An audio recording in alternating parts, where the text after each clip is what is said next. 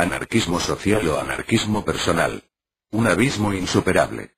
Es un libro de muy reciente edición, Virus, octubre de 2012, que recupera un texto de Murray Bookchin de 1995. El ensayo fue escrito en un momento, tal y como el autor considera, en el que el anarquismo se encontraba en un punto de inflexión dentro de su larga y agitada historia. Aunque discrepemos con algunas de las cosas que Bookchin sostiene, estaremos de acuerdo en esencia en que las ideas anarquistas son, y deben ser, eminentemente sociales. Así, asistimos asombrados a las tendencias que asoman, supuestamente dentro del anarquismo, en las últimas décadas. Un individualismo decadente en nombre de su autonomía personal, un misticismo incómodo en nombre del intuicionismo, y una visión ilusoria de la historia en nombre del primitivismo.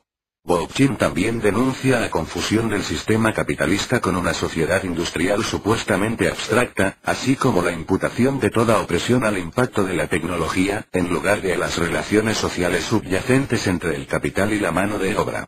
El foco crítico habría que ponerlo, en lugar de en la civilización en su conjunto, en el poder económico, el capital, el poder político, la jerarquía, en la mercantilización general de la vida, y, en general, en los paradigmas de explotación y ambición sin límites.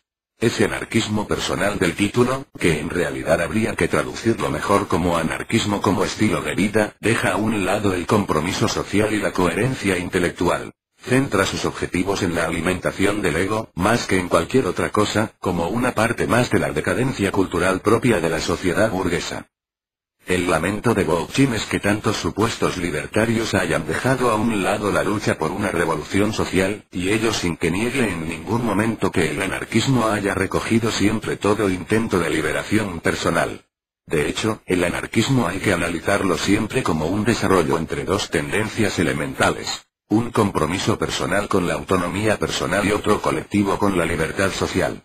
Bookchin considera que esas dos tendencias jamás se armonizaron dentro del movimiento anarquista y simplemente convivieron en su seno.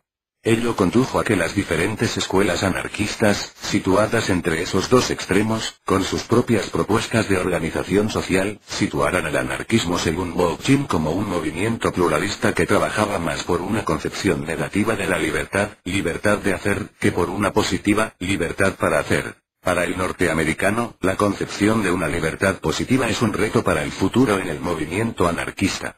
Resulta admisible la aceptación de esas dos tendencias en la historia del anarquismo, la individualista, que podríamos llamar con cautela liberal, y la socialista. El propio desarrollo del anarquismo en el siglo XX conducirá hacia formas revolucionarias enérgicas de organización con unos programas coherentes y atractivos, tal y como las define Bookchin, y que echa en falta en la actualidad.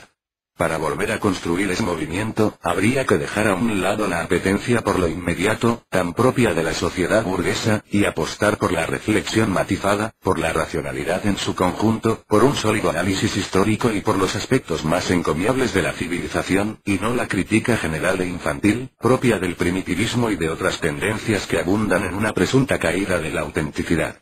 Bookchin reclama la tradición socialista y democrática dentro del anarquismo, así como un vínculo con los orígenes de la Primera Internacional, mantenido posteriormente por anarcosindicalistas y comunistas libertarios, que se traduce en la siguiente exigencia: no más deberes sin derechos, ningún derecho sin deber.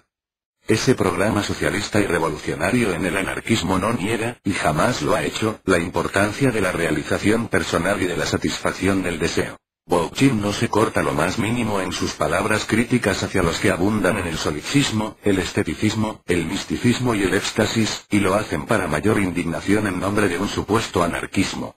A las tres tendencias antes mencionadas, individualismo solipsista, misticismo New Age, y primitivismo ingenuo y mistificador, hay que añadir algunas otras excrecencias que, periódicamente, le crecen a un movimiento libertario empecinado a veces en aguantar demasiados elementos sobre su espalda. El anarquismo, aunque Bookchin considera que hay que añadirle ya el apelativo de social, es de forma obvia un heredero de la Ilustración, aun aceptando sus límites e imperfecciones. Defiende la capacidad racional del ser humano sin negar en absoluto la pasión, la imaginación, el arte o el placer, elementos que, de hecho, siempre ha tratado de integrar en la vida cotidiana.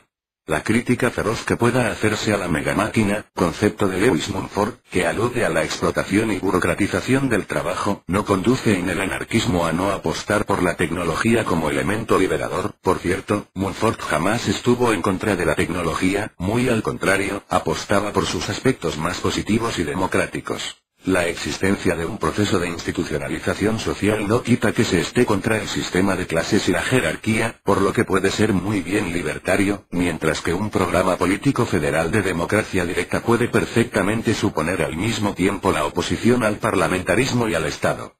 Este es el deseo de Bourdieu, con el que por supuesto se puede discrepar en algunas concepciones, pero que en opinión del que subscribe se encuentra dentro de una tradición anarquista que no puede perder de vista su horizonte socialmente emancipador. La autonomía personal resulta una quimera, o como mucho algo propio de una élite formada por individuos aislados, si se renuncia a la libertad social. El individuo solo puede desarrollarse completamente en el seno de una sociedad plenamente desarrollada. Es por ello necesario que los anarquistas indaguemos siempre en los problemas sociales, dentro de la época que nos ha tocado vivir y actualizando siempre las propuestas libertarias, aportando soluciones y sin caer en el misticismo ni en falsas idealizaciones. Tratar de ser coherentes en nuestra vida diaria y buscar el máximo desarrollo en lo personal no implica la renuncia a la revolución social. Muy al contrario, ambas cosas se complementan.